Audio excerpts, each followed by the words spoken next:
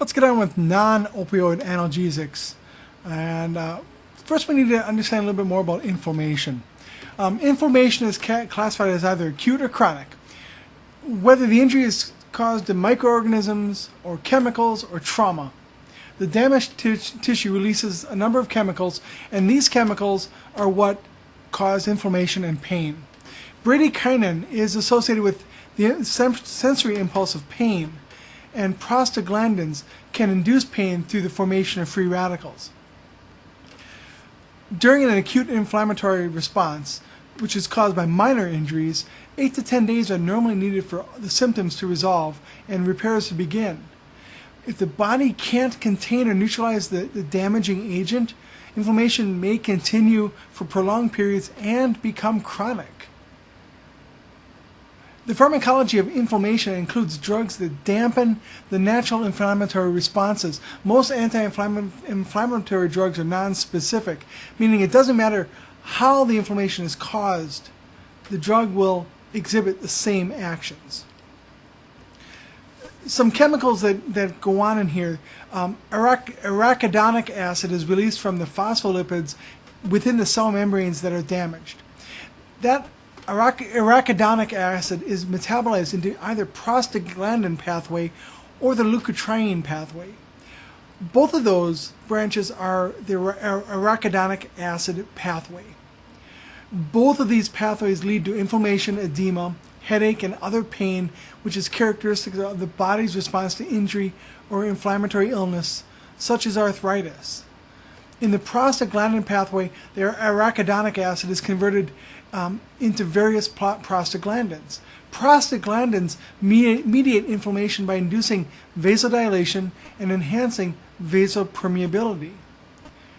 These effects potentiate the action of pro-inflammatory substances such as histamine and bradykinin in the production of edema and pain. That's what causes the swelling. Now, let's talk about some of these anti-inflammatories. The first one is aspirin. Now this binds to both COX-1 and the CPX2 enzymes, which change their structures and prevents them from formating from the formation of inflammatory prostaglandins. Aspirin is often the first drug of choice for treating mild inflammation. Large doses of aspirin are really necessary to suppress severe inflammation, which results in a greater incidence of the side effects than when the drug is used for simple pain or fever. And of course, the side effects of aspirin is the risk of GI bleed and GI upset. COX-1, remember, inhibits or blocks platelet aggregation. But these are COX-2, which inhibits pain and inflammation. So, three types of non-steroidal anti-inflammatory, or NSAIDs. There's analgesic, anti-inflammatory, and antipyretic. Analgesic, this action blocks the undesirable effects of prostaglandins. Anti-inflammatory inhibits the leukotriene pathway, the prostaglandin pathway, or both. And antipyretic, this inhibits prostaglandin E2 within the area of the brain that controls temperature. These are one of the most frequently prescribed drugs. They have a high safety margin. These are also many over-the-counter drugs. 70 million prescriptions are written for NSAIDs a year. It's a very large and diverse class of drugs. The first line of drugs are for the treatment of mild to moderate pain, especially those that are associated with inflammation. Some of the uses: acute gout, various bone, joint, and muscle pain, osteo and rheumatoid arthritis, juvenile rheumatoid arthritis, dysmenorrhea, and simple fever. So we've got five classes of NSAIDs. We have propionic, acetic acid, enolic acid, salicylic, the pyrrolopyrols, and COX-2 inhibitors. The propionic is ibuprofen and naproxen. Acetic acid is indomethacin. The enolic acid is meloxicam. Salicylic is aspirin. The pyropyrols would be IV ketorolac, and COX-2 inhibitors are celecoxib. The brand name of that is Celebrex. Adverse effects are common across all of this entire group of categories. All the NSAIDs have similar adverse effects. Epigastric pain, ulceration, gastric ulceration, bleeding, because this can decrease platelet aggregation. It can also cause renal impairment, and it decreases prostaglandin function. Some have interactions. Aspirin and other NSAIDs will interact and increase the side effects. Alcohol and these will interact, as will anticoagulants, diuretics, and ACE inhibitors. Aspirin is very good for pain and fever, up to 3 grams a day. But if you want it for anti-inflammatory, you need 3 to 6 grams a day. That's a lot of aspirin. There are many more side effects at the higher doses. So we don't usually use aspirin as the first anti-inflammatory, although again, it's excellent for pain and fever. We're going to look for side effects. We're going to assess for hypertension, hepatic impairment, tinnitus, and sedation. Now, aspirin, salicylates or aspirin, we need to look for some specific side effects. In adults, we're going to listen for or assess for tinnitus and hearing loss. Children, we're going to look for hyperventilation and CNS effects. These effects arise when the serum levels exceed 40 to 60 milligrams per deciliter, or more than 150 milligrams per kilogram. Metabolic acidosis and respiratory alkalosis may be present. Never give salicylates or aspirin to persons under 19 years of age due to the risk of Reye's syndrome. Now, tinnitus is due to the inhibition of enzymes in the cochlea of the ear and is readily reversible by simply reducing the salicylate dose. This is the most potent inhibitor of platelet aggregation. Aspirin strongly binds to plasma proteins, so it can actually displace weakly bound drugs such as warfarin, so you will not give aspirin and warfarin together.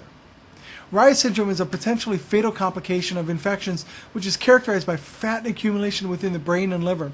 Febrile and dehydrated children can rapidly create aspirin toxicity.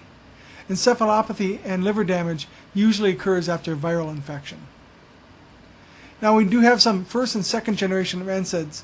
The non-selective COX inhibitors, such as ibuprofen, with brand names Motrin or Advil, or ketorolac. Ketorolac is the number 1 reason for GI bleeds. So, second generation of NSAIDs, this is the selective COX-2 inhibitors. Celebrex or celecoxib. Now remember, COX-1 is for inhibits platelet aggregation. So that's the ibuprofen and the ketorolac. Celebrex has fewer side effects on the GI system than first generation NSAIDs. It does not affect blood coagulation at all. It increases the risk of MI, strokes, and death though. NSAIDs may cause fetal abnormalities, and women should not breastfeed when taking NSAIDs. Now what about acetaminophen? Tylenol. It's used as an antipyretic or fever reducing and analgesic. It has 0 anti-inflammatory effect. It blocks peripheral pain impulses by inhibiting the prostaglandin synthesis. Does not affect blood coagulation, does not cause GA bleeding. It is not effective in treating arthritis or pain caused by tissue swelling. The primary therapeutic usefulness of acetaminophen is for the treatment of fever in children and for the relief of mild to moderate pain when aspirin is contraindicated. Now there are some contraindications: liver disease and potential liver failure with alcohol ingestion or in high doses of acetaminophen, either intentional or accidental overdose. It's hepatotoxic. It can cause renal failure in high doses and chronic uses. It can cause rash or nausea and vomiting. Maximum safe dose is 4 grams per day. In acetaminophen toxicity, hepatic necrosis can and actually will happen if it's high enough. Nausea, vomiting, perspiration, pallor and malaise, right upper quadrant pain, bleeding and bruising, jaundice, hypoglycemia. It will lead to renal failure. Mucomist or acetylcysteine is what you will give to help minimize the damage to the liver. It doesn't reverse or neutralize acetaminophen, what it does is it binds to acetaminophen metabolites, and then it is able to be excreted through the renal system. You can only give acetylcysteine if the person has urine output. If they have no urine output, nothing will happen. Hepatic necrosis in accidental or intentional acetaminophen overdose, the only treatment it would be liver transplant. Once you develop hepatic necrosis, there is no stopping it. So acetaminophen toxicity is a major bad thing. It's a terrible way to die. Come back for the last section on anti-gout agents.